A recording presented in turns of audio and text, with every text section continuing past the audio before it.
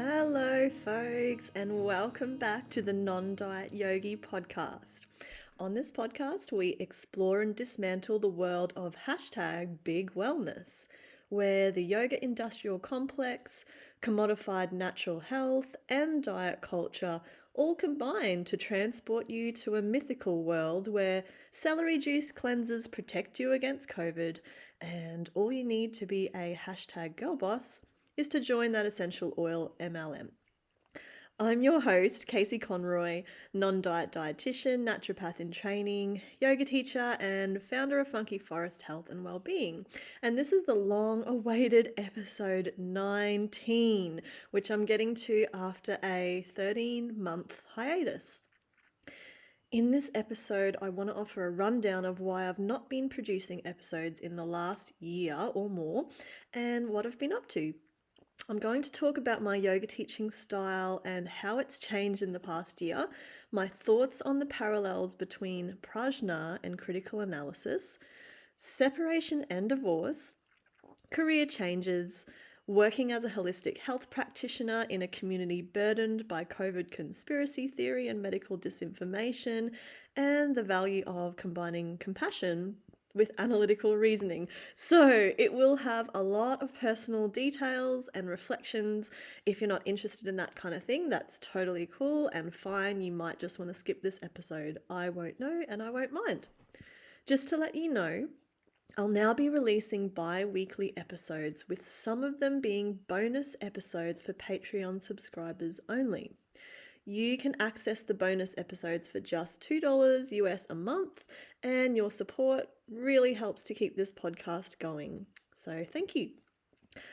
So, a lot has happened in the past year, and it's taken me a while to figure out how to share this with you all. I'll begin with, of all things, my style of yoga teaching and how I structure a yoga class. And how that's changed recently. Specifically, how I marry my scientific attitude with more metaphysical concepts from yoga philosophy.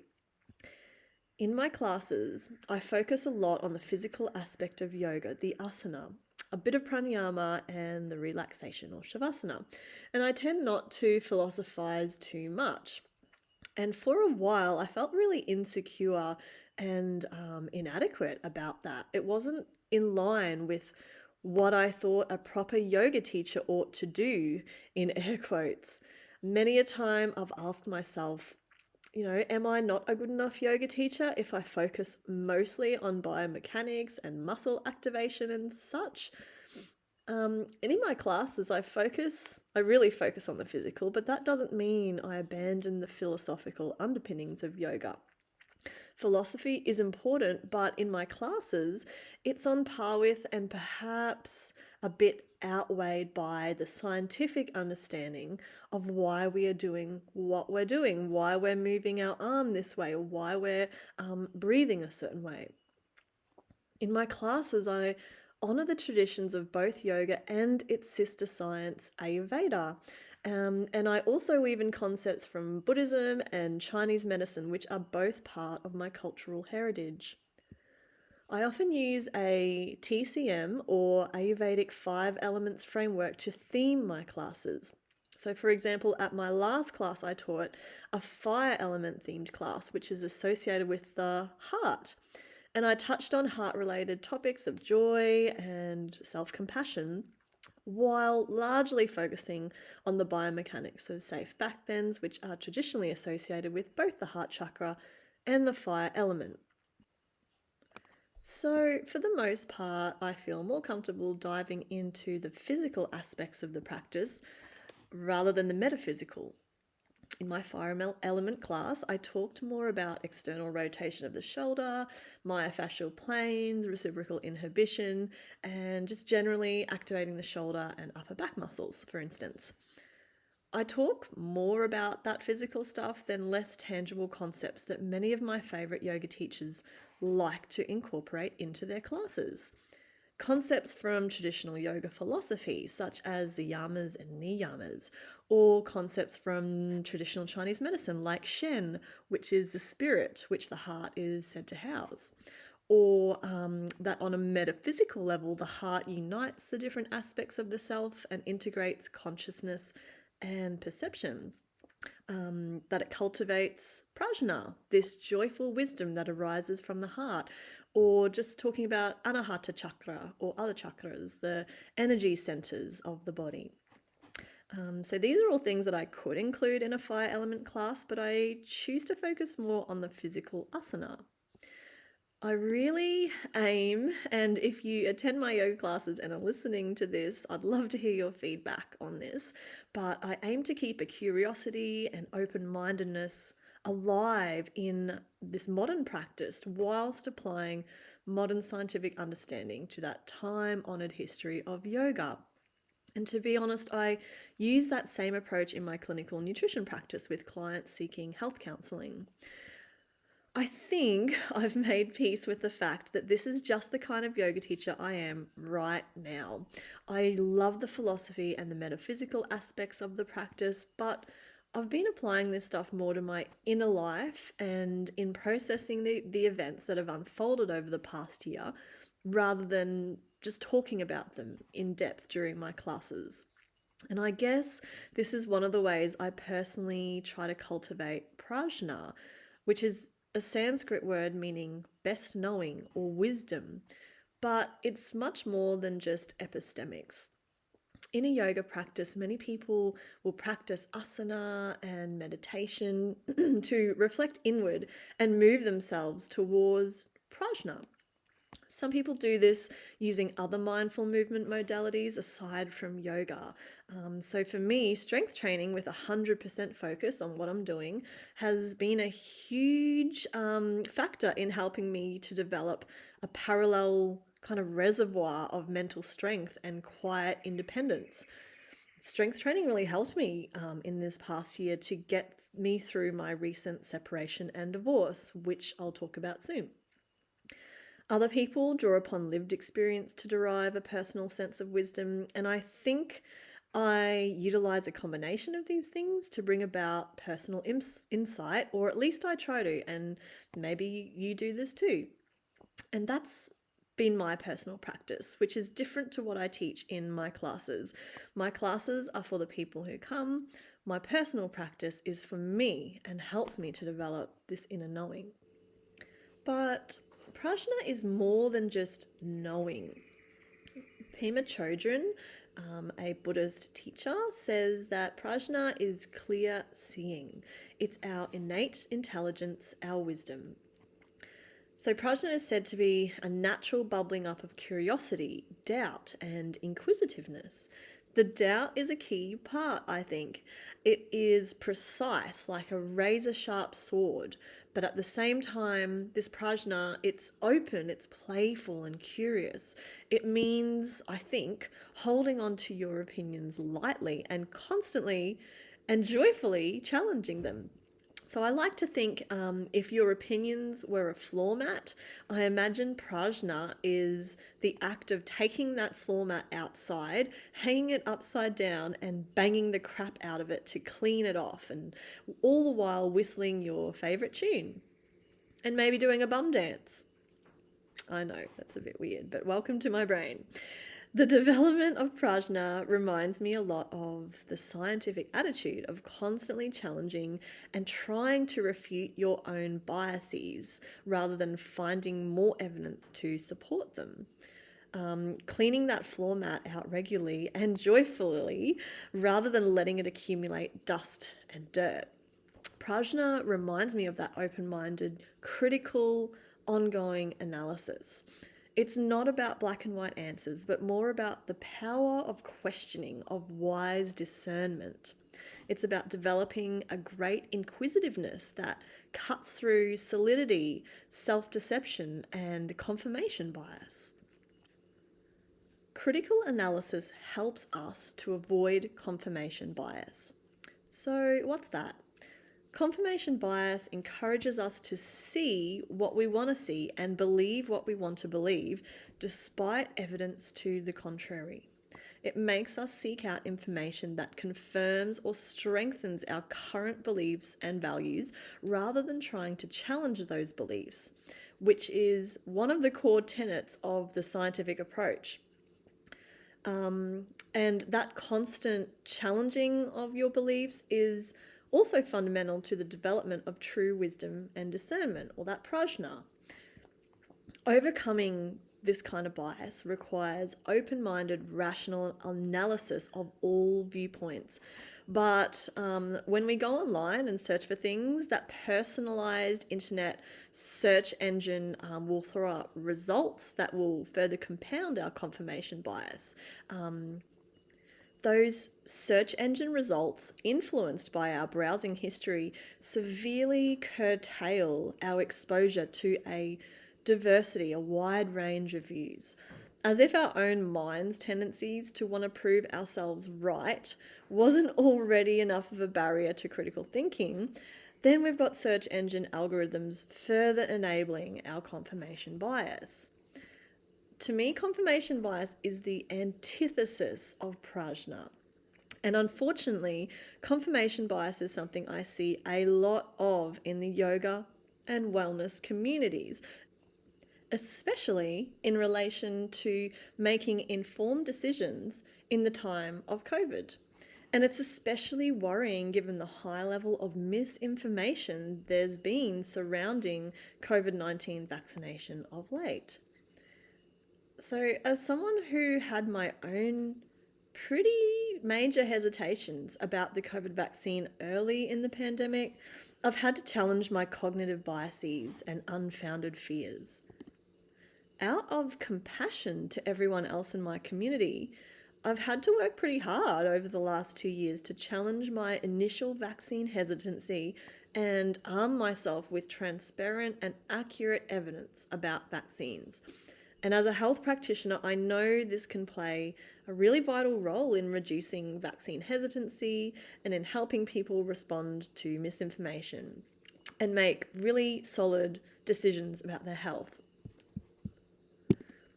I say compassion to everyone in my community because, in the words of Dan Wilson, a PhD molecular biologist, when it comes to infectious disease, my actions affect you and your actions affect me. Even if you're not afraid of getting COVID and getting sick with it, you can still pass it on to somebody who might suffer and die from it. And you are then complicit in that act if you knowingly have avoided taking precautions that are shown to help prevent that very thing from happening. So this comes from Dr. Wilson's video, A Compassionate Case for COVID Vaccination, which I highly recommend, and I'll put the link to it in the show notes. Dr. Wilson goes on to say, we have very effective tools to prevent this from happening. We just have to be a little bit willing to use those tools. When it comes to vaccination, masking, social distancing, whatever tools you're using to help prevent the spread of COVID-19, it is all about compassion.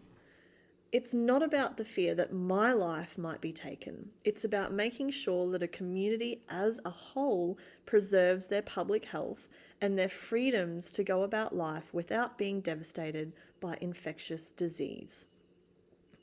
End quote.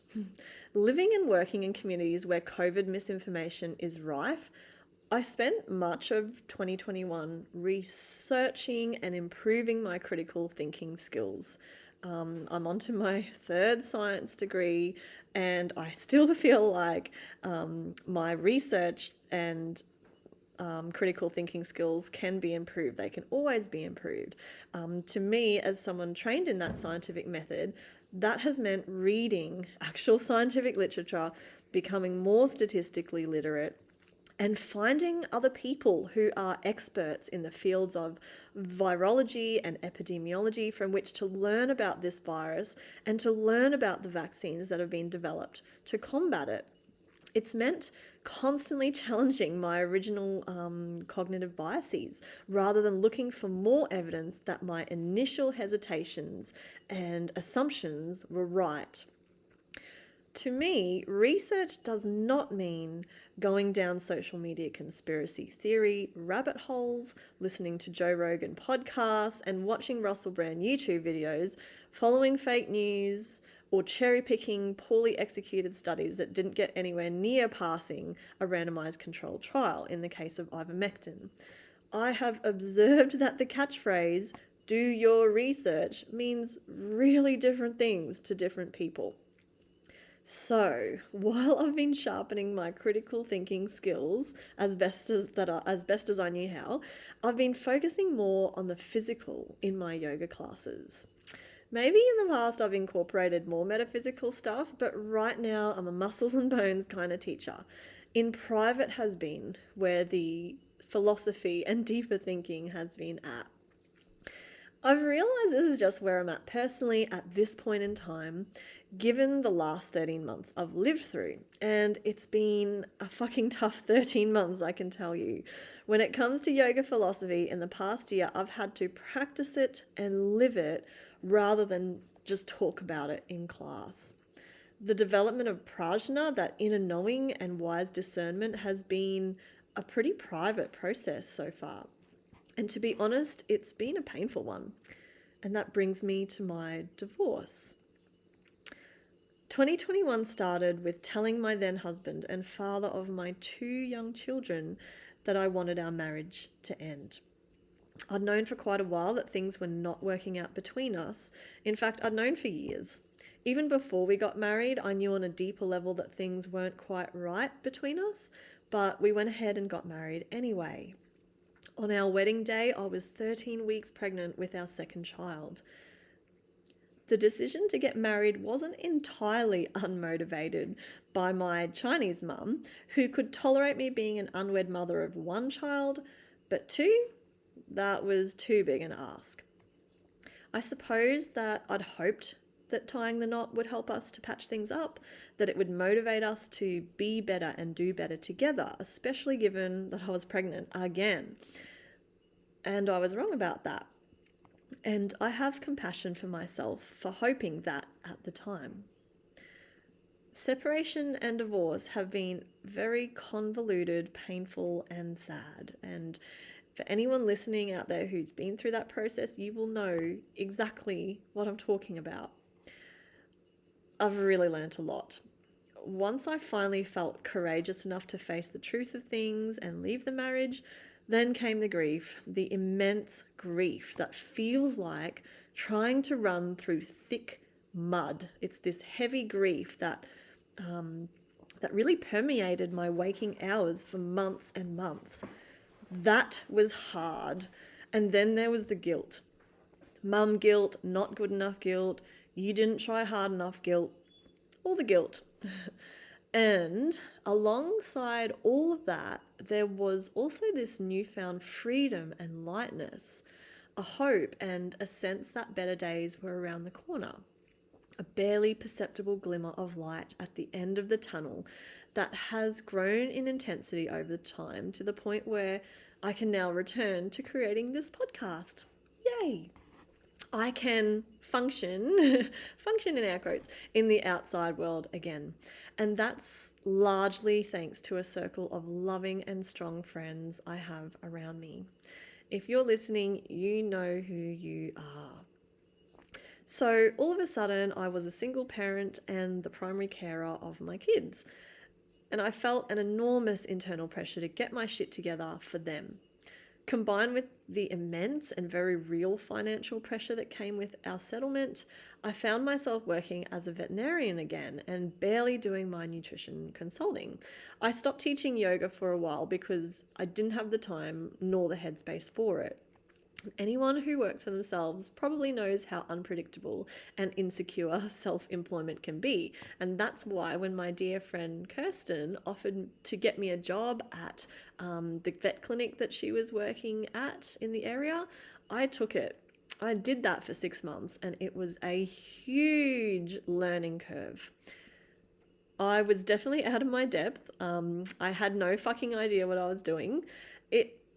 It had actually been about 13 years since I'd graduated as a vet. That was my first undergraduate degree.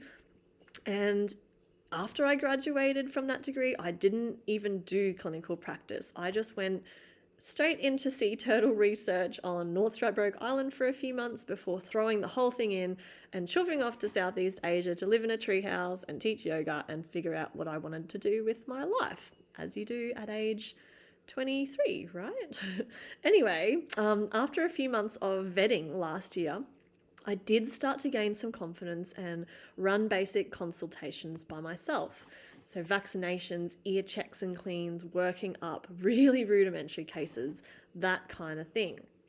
It was basic, but I felt proud of myself even at the end when I decided not to continue that career as a vet. Just like I did at age 23, I knew it wasn't for me, but I gave it a go. I've since come back to my passions, which are helping people heal their relationship with food and their body as a holistic nutritionist and an eating disorder dietitian, and teaching yoga and other forms of movement in my public classes. And I'm really happy to say that slowly I'm building my client base up again and forming some really wonderful professional relationships with truly awesome people who really want to get better. So there was all of that, which is why I've been away from the podcast. And then, of course, there was COVID, just like everyone else has been dealing with COVID. So my kids and I got COVID in January this year, and so did their dad, who lives at a different address now. And so did my father, who lives on the same property as me. Both my 67-year-old dad and I got very mild cases of COVID. I had mild cold symptoms, and I was actually surprised when I took a cautionary PCR test and it came back positive. My kids, who are 4 and 6 years old, also got off pretty lightly. They had fevers for a day or so, and then we all had a pretty quick recovery. We were all mildly fatigued, but by about a week in, we were feeling pretty much back to normal. My dad and I were both double vaccinated by the time we got COVID, and I can't help but feel that being vaccinated reduced the severity of my illness, and my dad feels the same way. On that note, I want to circle back to the vaccination thing. Being a holistic health practitioner and living in a rural permaculture eco-village that attracts many folks seeking alternative lifestyles, folks who may already feel like they're on the fringes of society, it goes without saying that I'm embedded within several overlapping vaccine-hesitant communities. If you're going to get vaccinated or you're not going to get vaccinated, the main thing that I'd hope is that it's because of an informed decision. A decision made out of analytical reasoning and out of compassion for the community. That's what I hope to see instead of decisions not to be vaccinated based on what people see on social media. The yoga and wellness communities in my part of the world, so I am on the Sunshine Coast in Australia, seem particularly susceptible to COVID misinformation and conspiracy theories. And it colours many of people's health decisions in this pandemic. Health decisions that affect not only those individuals, but the entire community. In contrast, I've heard that it's not like that everywhere. In New Zealand, for example, I've been told that the yoga community has much more robust scientific leanings when it comes to COVID. Anti-masking, vaccine hesitancy, and dissenting against mandates don't seem to be as big an issue there. So at this point in time, I am really concerned that some folks in my community hesitate to be vaccinated because of so much misinformation, or simply because they're feeling pressured by the mandates to be vaccinated. Many people believe that healthy living will prevent and cure COVID, and some people are worried about long-term unknown side effects. I can actually get on board with people who choose not to vaccinate, because they have done some independent, thoughtful, critical research. For instance, they're worried about the long-term unknown effects of the vaccine, or side effects, especially if they have pre-existing conditions. After all, every drug, herb, and treatment does carry risks. Whether you choose to get vaccinated or you choose not to, you are making a calculated risk. Although I strongly believe that for most people, the risks of not getting vaccinated far outweigh the risks of getting vaccinated. And some people have been scarred by negative experiences with mainstream medicine, so I can understand why they might hesitate to get the vaccine. What I cannot get on board with is when the decision not to be vaccinated is based on medical misinformation and conspiracy theory.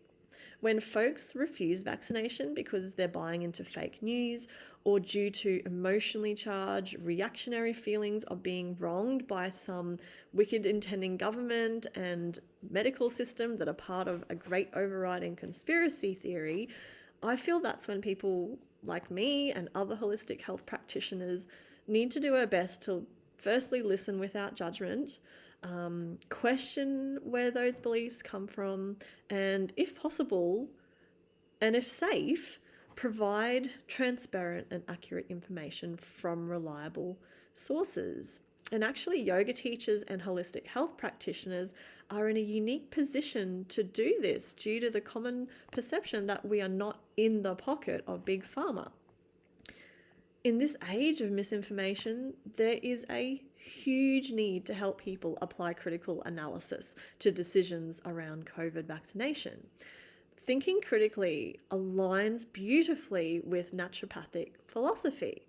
The original 6 guiding principles of naturopathic medicine are the healing power of nature, identify and treat the cause, first do no harm, doctor as teacher, prevention, and treat the whole person. There has been a recent push to add a 7th guiding principle of naturopathic medicine to these pre-existing 6.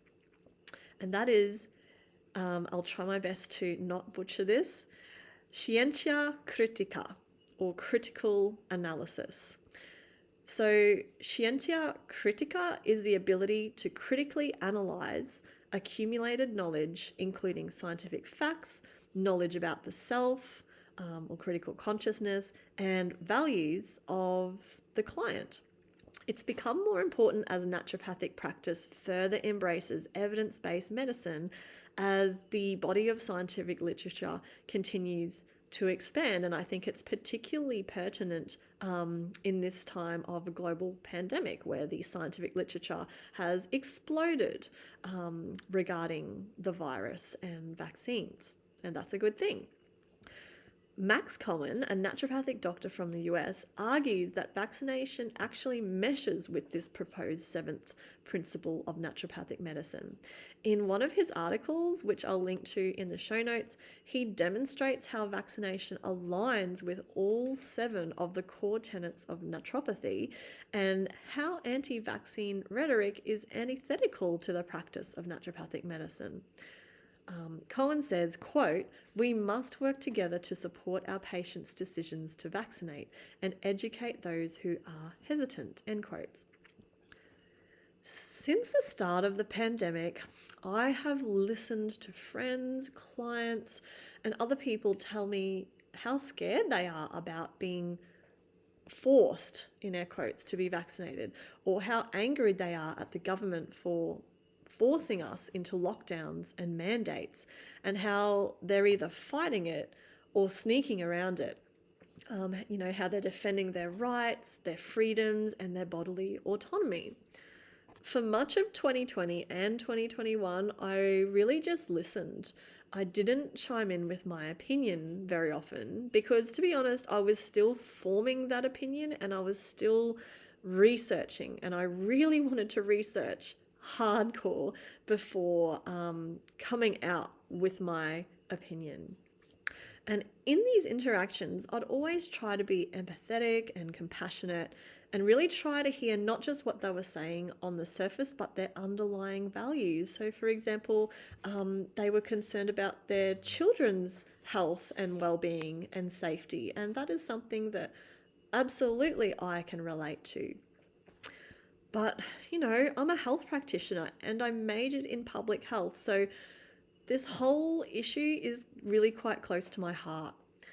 And I am concerned about the well-being of our community as a whole. I live in a permaculture eco-village in a community with a high number of elderly and COVID vulnerable people.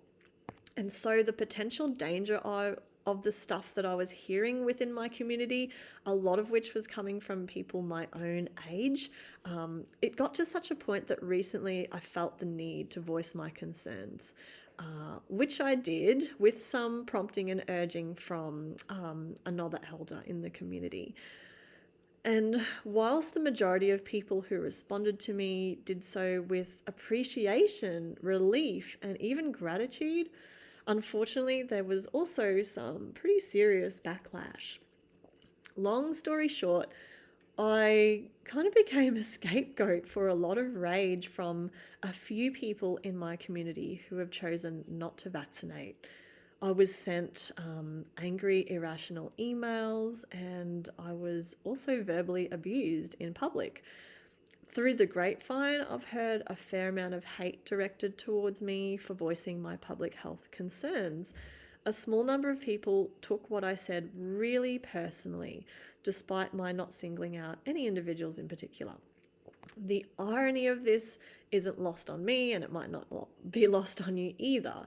Given how enthusiastic the folks in wellness and alternative lifestyle communities proclaim that love and light is our guiding principle in the case of yoga people, or in the case of permaculture folks, that care for community is a strong guiding principle. Or at least it's meant to be. What this experience has shown me is that we are sorely in need of more compassion in our communities. Compassion for others, where the fear that my life might be taken is not as important as making sure that a community as a whole preserves their public health and their freedoms to go about life without being racked by infectious disease. And remember, I am part of that community. You are part of that community. Compassion for community is compassion for the self, and it is holistic and unifying rather than individualistic and self-serving. This compassion must be combined with a good dose of analytical reasoning. There is a really huge need for this cognitive inoculation, as Salvatore Battaglia, an aromatherapist in Australia, calls it. So this cognitive inoculation against COVID conspiracy theories and disinformation. What we need is a merging of the head with the heart. And to me, this is how we bring about true knowing, true wisdom. This is Prajna in action. I won't go into the incident anymore here because I will unpack it in the next bonus episode. In that bonus episode, I go more deeply into how I too was vaccine hesitant at the start of the pandemic, how I came around to my current stance on the COVID vaccine and on the ways that we can reduce transmission, what I think doing your research really means, and how I personally dealt with the social anxiety and other ill effects that I experienced from being on the receiving end of that rage from those few people in my community who took my concerns about public health very personally and felt the need to come at me. So if you're interested in that, perhaps you've experienced something similar, or perhaps you're sitting on the fence about vaccination, that bonus episode will drop in 2 weeks' time. And I'll go over quite a bit more research and unpacking in that episode. Finally, I just want to reassure you that even though this experience fucking sucked, I am okay. I'm seeing a wonderful therapist who is helping me process what turned out to be a pretty traumatic experience of social ostracization, to be honest. In dealing with the feelings of anxiety and isolation that arose from that incident, I'm doing my very best to lean into my friends who, again, have been incredibly supportive, as have a number of fellow neighbors in the community. I'm also leaning into my passions and my personal rituals and spending time with my kids and spending time in the garden, all these things that build a sense of groundedness, of quiet independence and okayness for me. So, in wrapping up this personal summary, I want to come back one last time to the concept of prajna, that joyful, discerning wisdom that arises from the heart and yet cuts through self delusion like a sword. In this past year, the search for truth, for satya, has really fueled me. Truth about how unhappy I was in my marriage and how I had to end it for the sake of myself and for my children, who are now visibly and tangibly happier and better adjusted, compared to when their dad and I were still together and were fighting every day. Truth about the harm that COVID, misinformation, and conspiracy theory causes within my communities, my yoga community, the wellness community, and the physical community where I live, my eco village. It causes harm to the point that despite being a non-confrontational person, I'm someone who really tries to keep the peace. I am a Libran, so you can blame that if you want. Despite all that, I finally voiced myself, which was scary. And I knew that I would get backlash. I just didn't think I would get that much. Anyway, honoring this truth has meant that a group of people here in my eco village are no longer friendly or even civil towards me. But it also means that the people who love and support me are even easier to see now. And for me, there came a point at which speaking my truth had to be prioritized over general social acceptance and safety. So that's been a big lesson for me. Prajna, this sharpening up of epistemics while remaining heart-centered and aligned with my values, has really been an indispensable tool for me during this year plus long process of finding and voicing my truth and acting on it. So, prajna, this way of developing wisdom, it's not just intuition. I want to make that clear, because all too often people mistake their emotions, which are often just reactions to incorrect information, as intuition. Research has shown that people who use an intuitive or so-called intuitive reasoning style tend to believe fake news and misinformation more often than people who rely primarily on analytical reasoning. That's another cool study for you nerdy people out there. If you're interested, I will link that study in the show notes too. So prajna is not a knowing based on reactionary emotions. Or on anecdotal evidence, really. I believe prajna arises from combining the head's analytical reasoning with the heart's compassion, the compassion we have for each other and for our communities. Prajna is constantly questioning, constantly doubting, and refuting our confirmation biases in the quest to slice through self delusion. So, yes, and I'm kind of thinking aloud here. In my classes, I guess I could speak more about prajna. I could speak more about satya, truth, and tapas, the cultivation of a sense of self-discipline, passion, and courage. These are all things that I've really been immersed in the past year and really tried to develop in myself. You know, I could speak more about, say, the heart and throat chakras, which are linked to some of those qualities. I could bring that stuff and that kind of yoga philosophy in, and in some subtle ways I do. So there you go, folks. If you come to my classes, maybe I'll start to speak more about this stuff now that I've kind of started patching it all together. But as I said, in the last year, more than just talk about this stuff in class, I've really had to practice it and integrate it and live it.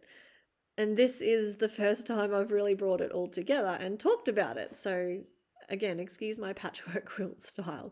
Maybe as I keep living it, once more of this dross has been burnt away, figuratively, some gold will be there. And that's what I look forward to sharing with my precious students in class. So I don't want to be so theoretical. I want to bring this hard-earned truth and lived experience to my teaching and add it to all the wonderful biomechanics and talk of muscles and bones that I already kind of focus on. But, for the time being, I want to honor that I'm still integrating. The last year, it's been fucking huge, as you can gather. I'm still a little bit in protection mode. I've had to do a lot of guarding, protecting my children, for instance, during this big family transition of separation and divorce, as well as protecting them from some other tumultuous family related concerns. I've had to protect myself while those few members of my community reacted with vitriol and ad hominem attacks when I voiced my public health concerns. Living in line with one's values isn't always easy. In fact, it can be really hard and at times scary and heartbreaking. It certainly was easier to be quiet while people eagerly rattled on about any number of COVID conspiracy theories while I was listening. And from my silence, I think that some of these folks assumed that I agreed with them. And that's where silence can be dangerous. Occasionally, there is a place for biting my tongue. Sometimes it's just not worth the fight that I sense will ensue, or I don't have the energy for it in that moment, and I need to respect the amount of emotional labor that I'm doing. But for the most part, when I was just going along with hearing stuff that I knew was incorrect and dangerous, and I wouldn't speak up, it just felt shitty. And so this has been my yoga practice this year, really being in amongst the mud, the discomfort, the fear of exclusion, the guilt, the grief, and the actual social ostracization. Making a resolve, a sankalpa, to walk through those fires over and over again in order to stay as true to myself as I could in the moment has been my yoga practice. The vitriol and the criticism I've received in this last year is like nothing I've experienced before. And I'm still processing it, but I'm also starting to feel really quite strong in myself. I feel that quiet, growing sense of independence from speaking my truth whilst being respectful and caring towards others, even those others who verbally attacked me. And I feel good about that. So here's how the podcast will evolve. I will continue advocating for a non-diet and health at every size approach to healthcare and well-being. That will never change. I will continue with the commentary and the critique of wellness culture, probably expanding on some topics by exploring, for example, more women's health, more public health and social justice issues. I'll go into more evidence-based complementary medicine like herbal medicine, which I adore. And I'll also cover and interview some guests about traditional wisdom, witchy stuff like women's energetic cycles and inner seasons. A big change is that now I'll be releasing bonus episodes available to Patreon subscribers only. You can subscribe for just $2 a month, and I'll be releasing an episode every second week, or at least aiming to. I am human and I may zigzag at times, but I have a feeling that if you're listening to this, you will understand. I'm aiming anyway for bi-weekly episode drops. As I mentioned, the next episode will be a bonus episode on my experience as a holistic health practitioner working and living in vaccine hesitant communities. Okay, so that is more than enough for now.